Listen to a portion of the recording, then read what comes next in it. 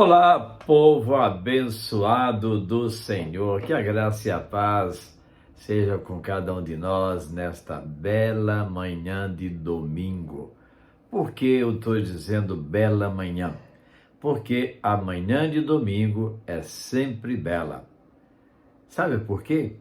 Porque hoje, domingo, é o dia do Senhor. E o dia do Senhor tem que ser bonito, tem que ser agradável, não é mesmo? Pois é.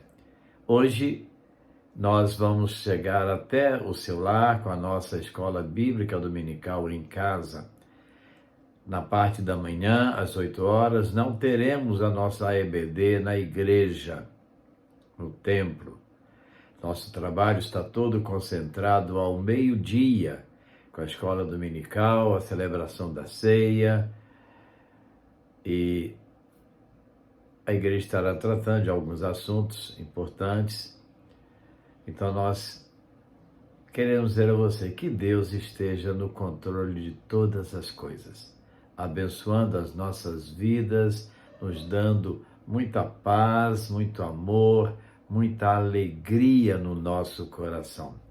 A nossa lição de hoje, a reflexão, a devocional de hoje da EBD, está na primeira carta de São João, capítulo 2, dos versos 12 até o verso 17. Filhinhos, escrevo-vos porque pelo seu nome vos são perdoados os pecados. Pais, escrevo-vos porque conhecestes aquele que é desde o princípio. Mancebos, escrevo-vos porque vencestes o maligno. Eu vos escrevi, filhos, porque conhecestes o Pai. Eu vos escrevi, pais, porque já conhecestes aquele que é desde o princípio. Eu vos escrevi, jovens, porque sois fortes. E a palavra de Deus está em vós, e já vencestes o maligno. Não ameis o mundo, nem o que no mundo há. Se alguém ama o mundo, o amor do Pai não está nele. Porque tudo o que há no mundo é concupiscência da carne, a concupiscência dos olhos e a soberba da vida não é do Pai, mas do mundo. E o mundo passa e a sua concupiscência, mas aquele que faz a vontade de Deus permanece para sempre. Que palavra, né? Fazer a vontade de Deus nos faz ter vida longa, vida eterna. Então hoje é a lição de número 8. Hoje é dia 22 de maio. A marca da santificação. A forma íntima como João expõe a seus leitores nos remete a uma família. Nesse âmbito, para ele, só podem ser compreendidas duas esferas: os filhos de Deus e os filhos de Satanás. Essa realidade nos coloca diante de uma verdade fundamental. Os filhos de Deus não podem estar marcados pelas características dos filhos das trevas. Então vejamos alguns pontos importantes nesse contexto. Primeiro, intimidade. De uma maneira muito íntima e próxima, João escreve através de uma analogia familiar os níveis de maturidade cristã. Ele coloca-se como membro da família de Cristo e descreve os conselhos e as orientações para cada grupo. Ter intimidade com Deus é algo primordial para a santidade. Entretanto, intimidade não tem a ver com chamar Deus de você, ou outros pronomes de tratamento mais informais. A intimidade a que me refiro está ligada ao nível de maturidade cristã que cada um de nós possui, o quanto conhecemos de Deus, o quanto estamos próximos de Deus, e João descreve isso de uma maneira muito peculiar. Pais. Ao falar ao grupo que chama de pais, o apóstolo está fazendo menção a crentes maduros. São aqueles que possuem um conhecimento espiritual profundo acerca de Deus. Ele afirma que os denominados pais conhecem profundamente a Deus. João está falando de maturidade, utilizando-se da comparação com os níveis familiares, onde os pais são os mais experientes. Logo, devemos destacar que o auge da maturidade espiritual não está ligado ao tempo que alguém possui como membro de uma igreja, mas ao conhecimento de Deus em sua plenitude. Jovens. Novamente, o apóstolo usa outro grupo para descrever um segundo estágio da vida cristã, os jovens. João não está falando de idade biológica, mas de maturidade cristã, referindo-se a esse grupo como aqueles que, embora não tenham amadurecido e não possuam uma intimidade profunda com Deus por meio da palavra, conhecem a sã doutrina e combatem o pecado e o erro por terem dentro de si a palavra de Deus. Filhinhos, como abordado na introdução, ao utilizar esse tempo no versículo 14, João está falando daqueles que são rasos em sua experiência e possuem somente o conhecimento básico.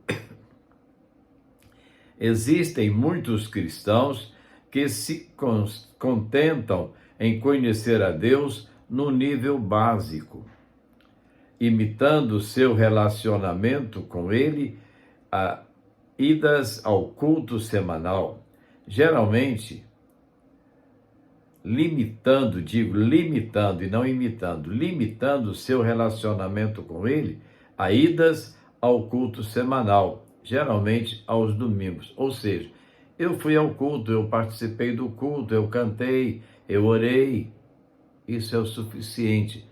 Mas nós precisamos crescer espiritualmente. Nós precisamos nos santificar. E a santificação, ela é gradativa à proporção que nós vamos aumentando o nosso relacionamento com Deus. Assim, presas fáceis se tornam para o inimigo aqueles que simplesmente vão ao culto. E existem muitos crentes antigos que apenas vão ao culto. Eles, afirma o apóstolo, conhecem o Pai, mas precisam crescer e amadurecer, precisam aprender de Deus. Assim, todos que estão na família de Deus devem santificar-se e buscar o crescimento. Para isso, é necessário reconhecermos em que nível de intimidade e maturidade nós estamos. Número 2, permanência na palavra. Ao final do versículo 14, João afirma que a vitória sobre o maligno é dada através da permanência na palavra. O salmista faz uma declaração semelhante no Salmo 119, verso 11. Guardei no coração a tua palavra para não pecar contra ti. É por meio da palavra que o cristão encontra os conselhos para resistir ao maligno e é nela que cada servo de Deus deve alimentar-se. Permanecer na palavra de Deus é colocar em prática os conselhos que ela traz ao nosso coração. Vale refletir quantas coisas em nossas vidas poderiam ser diferentes se nós colocássemos em prática os conselhos da palavra de Deus. Vivemos em uma sociedade a qual busca conselhos em muitos lugares e em muitos especialistas, o que em si mesmo não é mal. No entanto, a palavra de Deus, nosso manual de fé e prática, continua sendo lâmpada para os nossos pés e luz para o nosso caminho. Salmo 119, verso 105. A vitória sobre o pecado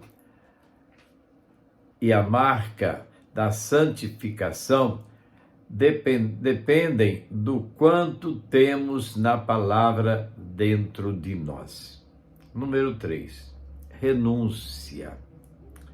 Santificar-se é renunciar aos desejos carnais e, por amor a Cristo, deixar de amar ao mundo.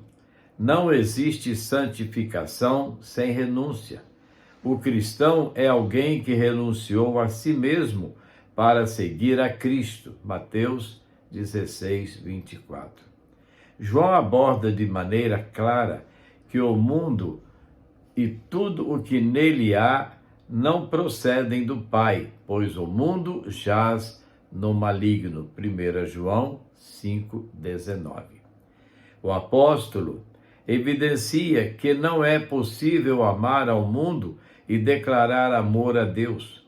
Muitas pessoas desejam viver sob as bênçãos de Deus, amando ao mundo e satisfazendo os desejos da carne. Porém, o texto deixa nítido que tais atitudes são diretamente contrárias. Amar ao mundo é contrário do amar a Deus.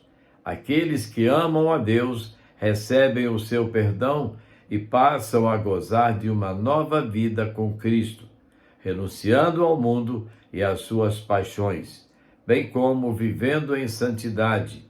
Não é possível santificar-se sem renunciar ao mundo e ao pecado. Conclusão.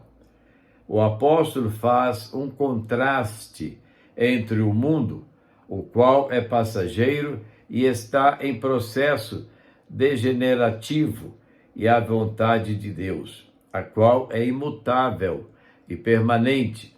Deus não mudou a sua palavra e a sua palavra não ficou desatualizada ou perdeu valor. Pelo contrário, a vontade de Deus permanece e a santidade continua sendo exigida na vida de cada cristão. Assim, receberemos de Deus, por meio de Jesus Cristo, a vida eterna. Para pensar e agir. Olhando sua vida cristã, em que nível de intimidade você se encontra com Deus? Quanto tempo você dedica para conhecer a vontade de Deus através da sua palavra? Você pode dizer que ama a Deus? Sabendo que amar a Deus é renunciar ao mundo e às suas paixões, quem você tem amado de verdade? O mundo, as suas paixões ou a Deus?